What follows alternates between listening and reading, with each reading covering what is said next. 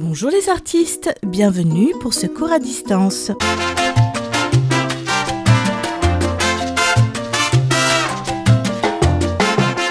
Le soleil qui doucement irradie le ciel, tandis que les ombres s'étirent, se tordent, changent et bougent au fil de la journée, jusqu'à ce que la nuit se fasse et que la lune prenne le relais. C'est ce que peint Claude Monet à la fin du 19e siècle avec sa série Les Meules. De 1890 à 1891, il réalise 25 tableaux ayant tous pour sujet une meule de foin dans un champ baigné par les lumières changeantes. Le peintre a voulu représenter les variations de la lumière et des ombres. Il s'est concentré sur un seul et même motif, une meule de foin, pour rendre compte des subtils changements de la lumière et des vibrations de couleurs. On remarque d'ailleurs que les ombres peintes par Monet ne sont pas noires. Il avait pour principe de peindre avec des couleurs claires et vives et il obtenait un effet de noirceur par la combinaison de bleu, de verts et de rouges. Voilà comment il apportait cette vibrance à ses tableaux. Il mariait les couleurs par petites touches apposées les unes contre les autres jusqu'à créer l'illusion lumineuse souhaitée. Nous allons donc apprendre combien l'ombre est importante en art. Elle a une valeur de mise en relief des éléments, mais aussi une valeur narrative.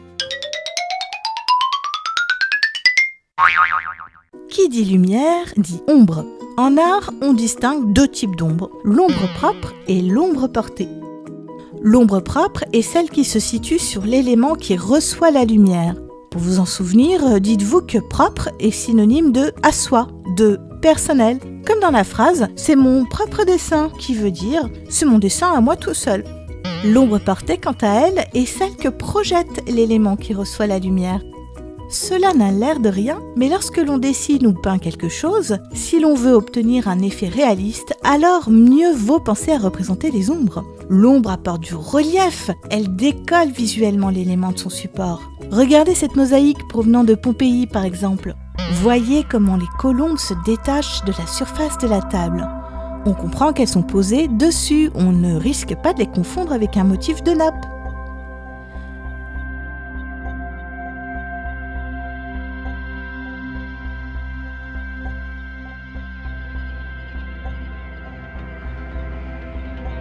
Dans le défilé d'Edgar Degas, les ombres portées, qui sont courbes et bien définies, nous informent sur la temporalité de l'image, c'est-à-dire qu'elles nous donnent des indices sur l'heure qu'il doit être.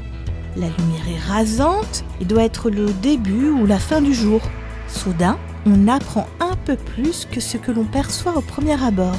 D'un simple tableau montrant des cavaliers sur des chevaux, on se retrouve projeté dans le cœur de l'action d'une course hippique qui se prépare. Les ombres accentuent l'effet de perspective, on a la sensation de profondeur et ça nous met encore plus au cœur de la scène, comme si nous étions dedans pour de vrai.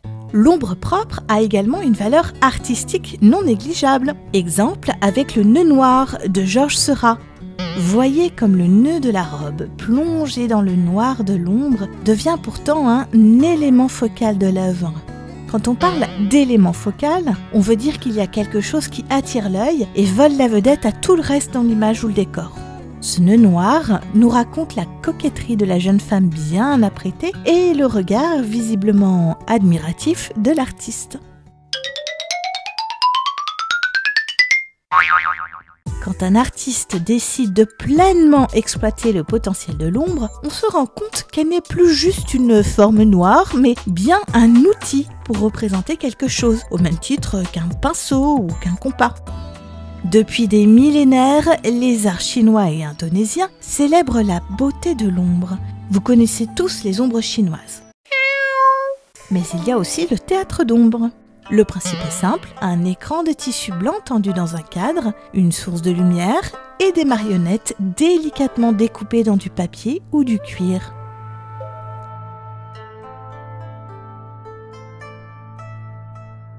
L'art contemporain n'est pas en reste. Le plasticien Christian Boltanski a créé lui aussi son théâtre d'ombre. Il y compte ses jeux, ses souvenirs et même ses peurs d'enfant.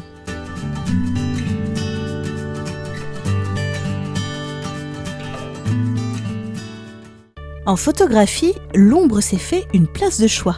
Elle est devenue le médium privilégié pour souligner les formes, les révéler et les sublimer.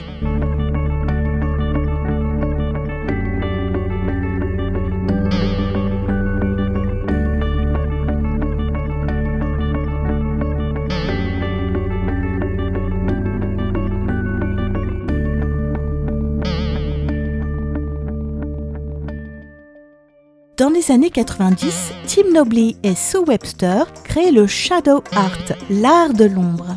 Ils accumulent des déchets du quotidien, entassés en monceaux informes et a priori sans signification.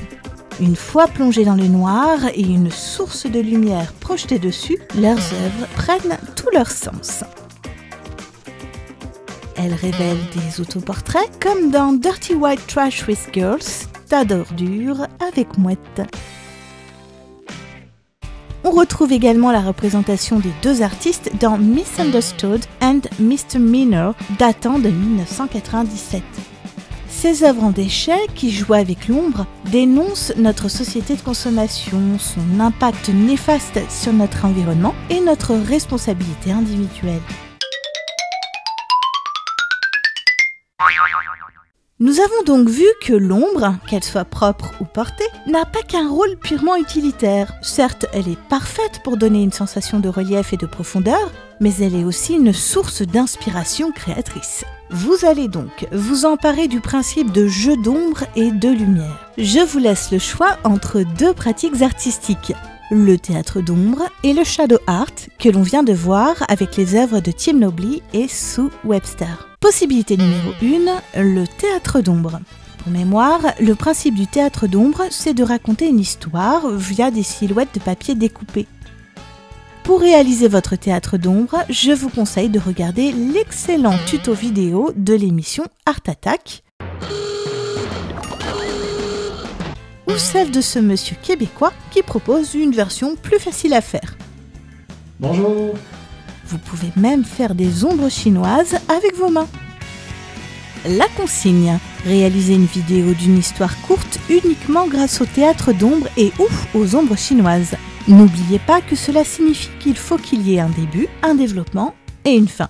Il faut que l'on puisse comprendre l'histoire que vous narrez. Il peut y avoir des dialogues, des bruitages, de la musique. Cela peut être aussi silencieux du moment que cela est bien compréhensible.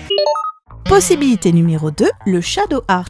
Comme Tim Knobly et Sue Webster, réalisez la photo d'un assemblage d'objets de toutes sortes qui, à première vue, forment un tas informe, mais dont l'ombre portée révèle une figure reconnaissable.